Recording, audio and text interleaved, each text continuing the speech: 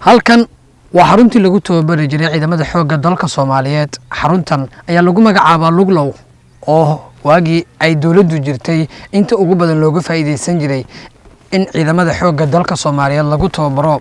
Hayeeshee waxaa saameyn ku yeeshay burburkii xooggan ee guud ahaanba dalka ka dhacay. Waxa uu 20 kiiloomitir dhanka waqooyi kaga beegan yahay magaalada Kismaayo, waxaana dhacaa goobta hadda loo yaqaano Qaamqaam. Goobtan waxay ahayd warshad soo saartay ciidanka xoogga dalka, waxaana ka aflaxay guutooyin badan oo ka tirsan ciidanka xoogga dalka. Nasiib wanaag goobtan oo ay ka badbaaday burburkii dalka wada saameeyay, waxaana samate bixiyay macallimiintii gacanta ku hayay xilligii ay dhacday dawladdii dhexe ee dalka. Gurihii xerada, goobihii ciidanka lagu faylin jiray iyo dhammaan qaab dhismeedka xeradu waa sidiisii marka laga reebo guryaha oo saqafkii kore ka dhamaaday.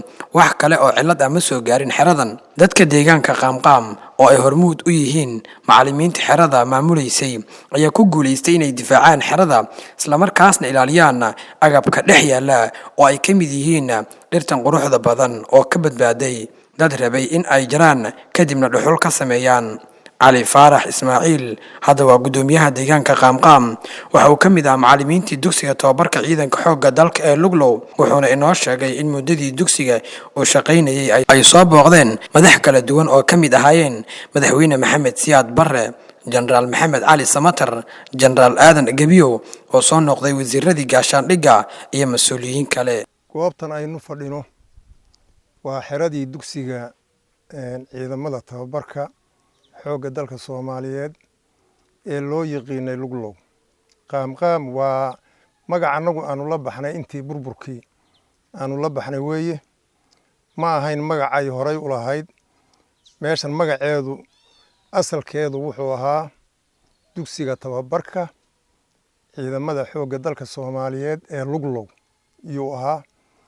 waa howlkan aan fadhinay ee quraacda kii waqtiga iyada ah oo dawladdu jirtay ciidanku uu fadhin jiray baynu hadda dhex fadhinaa.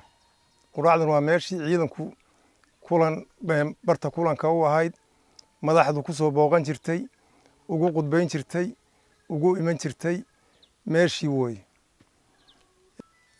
adeer waa su'aal fiican, aad baan u xusuustaa. waxaana soo booqday madaxweynihii ummadda Soomaaliyeed Maxamed Siyaad Barre waa nagu soo booqday. meeshan aan fadhino howlkanuu nagu soo booqday oo kulanka barta kulanka uu ahaa, ugu qudbeeyey ciidankii. waxaa noogu yimid oo kale oo nagu soo booqday wasiirka gaashaandhigga Maxamed Ali Samatar. waxaa kaloo nagu soo booqday markii uu bedelay oo loo bedelay wasiirka gaashaandhigga Aadan Gabiyow. intuba waa nagu soo booqdeen. haa si wanaagsan, rajo weyn baanu ka qabnaa.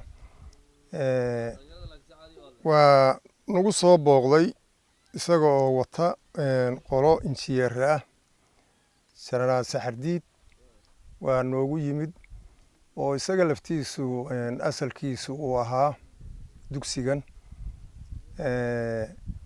intay xeradu ahayd oo dhan buu soo cabiray, injineeraha la socday. waxa loo cabirayana waxa ahayd waa rajo laga qabo in mustaqbalka maxaan ku yiraahdaa ay dib ugu soo laabato wixii ay ahaan jirtay ay ahayd. dib loo nooleeyo xeradii, loo dhiso, loo habeeyo. qaabkaas inay ujeedada ay noo soo booqdeen oo noogu yimaadeen oo injineerada uu keenay oo u cabirahayay ay ahayd uu noogu sheegay. annaguna hadda weligana niyadanada kama bixin. waxaanu u ilaalinayno oo waqtiga badan iyo maskaxda badan aanu ugu bixinay aanu u badbaadinaynay inay maxaan ku yiraahdaa mustaqbalka noqoto warshadii ay ahaan jirtay dib inay ugu soo noqoto ciidamada xoogga dalka Soomaaliyeed. sidaasaanu annaguna ku xisaabtamaynay oo aanu ku hamiyeynay.